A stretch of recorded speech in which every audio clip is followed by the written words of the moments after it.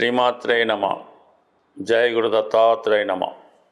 ఈ వీడియోలో మనం ధనుసు రాశి వారికి అక్టోబర్ 1 నుంచి 15 మధ్యలో జరగబోయే పక్ష ఫలితాలు పరిశీలించినప్పుడు మరి ధనుసు రాశి వారికి ఈ పక్ష ప్రారంభంలో ఇంచుమించు గ్రహాలన్నీ కూడా అనుకూలమైనటువంటి స్థానంలోకి రావడం జరుగుతూ ఉంటుంది.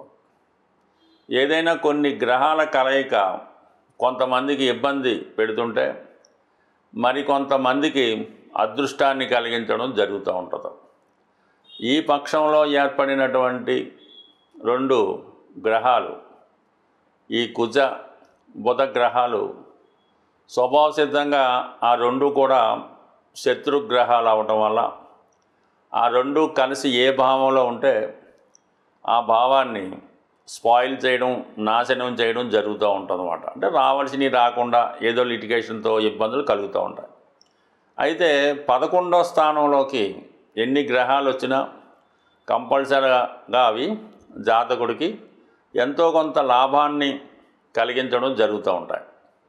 అయితే దాని తర్వాత ఉన్న పర్యవసానం ఎలాగున్నప్పటికీ కూడా టెంపరీగా మాత్రం లాభాన్ని కలిగించే అవకాశం ఉంది. ఇప్పుడు ఈ బుధ కుజగ్రహాలు ధనుసు రాశి వారికి 11వ స్థానంలో రావడం వల్ల ఎంతో కాలంగా ఎదురు చూస్తున్నటువంటి అతి ముఖ్యమైనటువంటి అంటే లైఫ్ టర్నింగ్ పాయింట్ లాంటివి ఈ సమయంలో జరిగే అవకాశం ఉన్నది.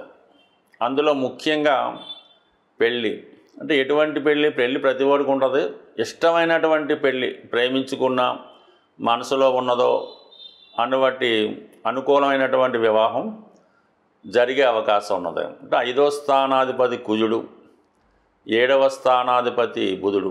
ఎవరి జాతకంలో 5, 7 కలిసి ఒక శుభగ్రహ దృష్టి ఉంటే వారి జాతకంలో లవ్ మ్యారేజ్ జరుగుతుంది. ఇప్పుడు ఈ 5, 7 కలిసి 11వ స్థానంలో ఉంటూ గురువు యొక్క దృష్టి పడడం వల్ల ప్రేమ వివాహం జరిగే అవకాశం 100కి 100 ఉన్నది. అయితే వాళ్ళ జన్మజాతకంలో కూడా ఈ యోగం ఉంటే అది ఇప్పుడు అనుభవంలోకి రావడం జరుగుతుంది. దాని తర్వాత రుణ ప్రయత్నం. మీరు ఏదన్నా రుణం కోసం అంటే అప్పు కోసం ప్రయత్నం చేస్తుంటే అది ఈ సమయంలో మీకు సక్సెస్ అయ్యే అవకాశం ఉన్నది.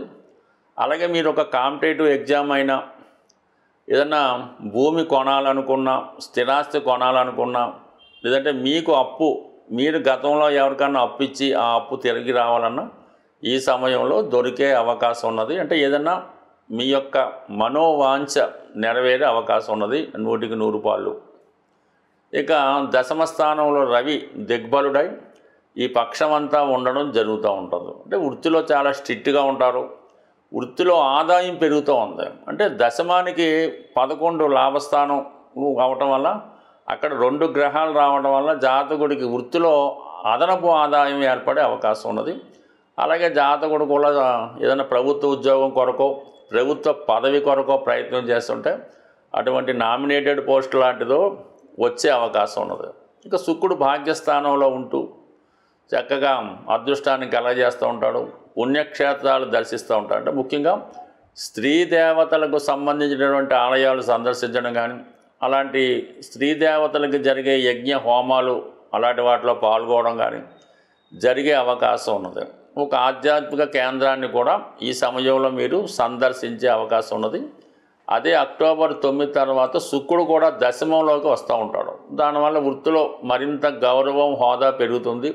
వృత్తిలో స్త్రీల యొక్క సహకారం పెరుగుతూ ఉంటుంది. వ్యక్తిగతంగా మీరు స్త్రీ అయి ఉంటే మీకు ఏదన్నా ఒక రాజకీయ పదవో, నామినేటెడ్ పోస్టో, ప్రభుత్వ ఉద్యోగం వచ్చే అవకాశం ఉంటుంది.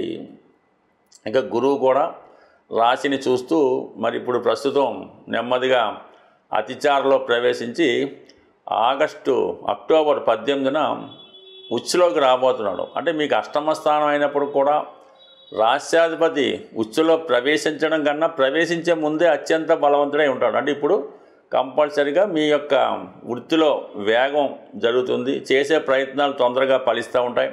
అయితే గురువు ఎప్పుడు కూడా మంచి ఆలోచనలకి పూర్వజన్మలో మనం చేసిన పుణ్య ఫలితం ఈ జన్మలో అందించడం జరుగుతుంది. కాబట్టి అసలు మంచి సౌభాగ్యయోగాన్ని, అంటే ఏదన్నా మీరు స్త్రీ అయి ఉండి మీ భర్త గారికి ఏమైనా ఇబ్బందులు ఉన్నా, అంటే కేవలం ఆరోగ్యపరంగా కాకుండా ఎటువంటి ఇబ్బందులు ఉన్నా కూడా ఈ సమయంలో మీ భర్త గారికి సంబంధించి అవి పరిష్కారం అవ్వడం జరుగుతూ ఉంటుంది. అది కొంత సందర్భాల్లో భార్యకు కూడా వర్తించే అవకాశం ఉంది. మీరు మగవారు అంటే మీ భార్యకు కూడా మంచి ఆరోగ్యం, మంచి ఐశ్వర్యం ఇప్పుడు లభించడం జరుగుతుంది. 3లో ఉన్నటువంటి రాహు కూడా చాలా కొత్త కొత్త అవకాశాలు వస్తుంటాయన్నమాట. అంటే మీరు ఎప్పుడూ ఊహించని విధంగా గొప్ప ఉద్యోగ అవకాశాలు ఏదన్నా దేని వ్యవహారంలో ఉంటే అటువంటి దాంట్లో మంచి ఆలోచనలు, మంచి అవకాశాలు రావడం జరుగుతుంది. ఇవన్నీ కూడా ఇంచుమించుగా మీకు గ్రహాలన్నీ అనుకూలంగా ఉంటూ నెమ్మదిగా ప్రతి గ్రహం కూడా మీకు 11వ స్థానం మీద దృష్టి పెట్టడం జరిగింది. కేవలం అర్ధాష్టమ శని ప్రభావం వల్ల ఏంటంటే ఎంత కష్టపడ్డా కూడా మనసుకి సంతృప్తికరంగా ఉండదు.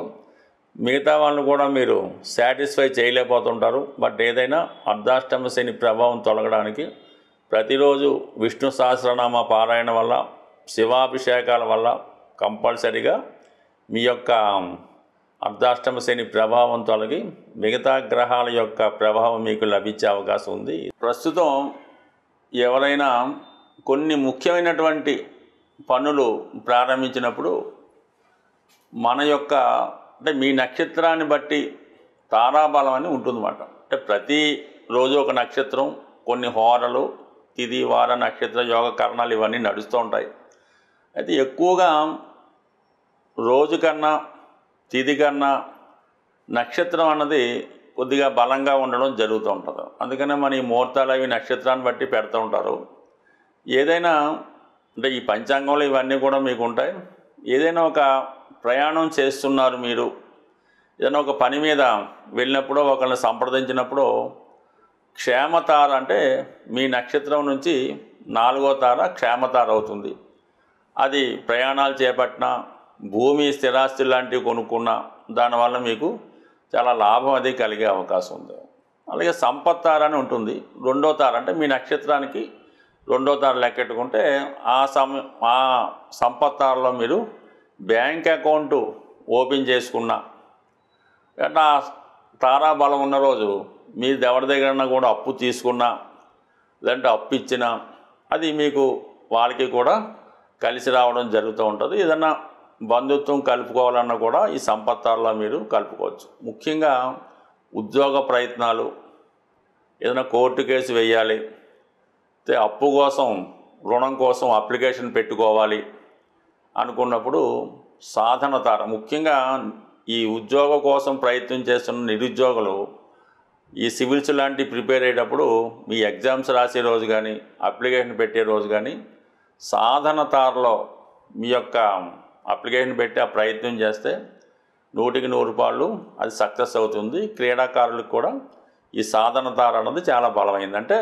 మీ జన్మ నక్షత్రం నుంచి లెక్కెట్టుకుంటే 2వ తార, 4, 6 చాలా వరకు సక్సెస్ ఇస్తాయి. ఇంకా క్షేమతార ఇవన్నీ పక్కన పెడితే 8వ తార, 9వ తార కూడా ఉంటాయి. బట్ 8వ తార అన్నది కొంతవరకు మిశ్రమ ఫలితాలు ఇవ్వడం జరుగుతూ ఉంటుంది. 9వ తార కూడా అంతే ఫలితాన్ని ఇవ్వడం జరుగుతూ ఉంటుంది. అంటే కొన్ని కార్యక్రమాలకి కొన్ని నక్షత్రాలు చాలా వరకు మనకి సహాయపడుతూ ఉంటాయి. ఏదైనా సక్సెస్ రావాలంటే మీరు కొన్ని నక్షత్రాల్లో ప్రారంభించాలి. ముఖ్యంగా పునర్వసు, స్వాతి, శ్రవణం, ధనిష్ట ఇవన్నీ కూడా చర నక్షత్రాలు అంటారు వీటిని. ఈ చర నక్షత్రాల్లో మీరు ఒక గృహప్రవేశం చేసిన, ఒక ఉద్యోగంలో చేరిన, ఒక యంత్రం, వాహనం లాంటిది కొన్నా అవి చాలా వరకు సక్సెస్ఫుల్గా ముందుకి వెళుతూ ఉంటాయి. అంటే కొన్ని నక్షత్రాలు తారాబలం లేకపోయినా ఆ నక్షత్రాల్లో మనం పని ప్రారంభించుకుంటే ఆ పని సక్సెస్ఫుల్గా ముందుకు వెళ్తుంటాయి. అలాగే కొన్ని ఈ మృగశిర, అనురాధ, ఈ రేవతి ఇలాంటి నక్షత్రాల్లో కూడా మనం ప్రారంభించినప్పుడు అవి చాలా స్మూత్గా, హ్యాపీగా ముందుకు వెళ్తుంటాయి. అయితే ముఖ్యంగా ఈ దైవానికి సంబంధించినటువంటి ధార్మిక కార్యక్రమాలు, యజ్ఞ యాగాదులు, అలాగే భగవంతుడికి తొందరగా మన విన్నపం చేరాలనుకుంటే విశాఖ, కృత్తిక ఈ 2 నక్షత్రాలకి అగ్నిదేవుడు ఆధిపత్యం వహిస్తూ ఉంటాడు.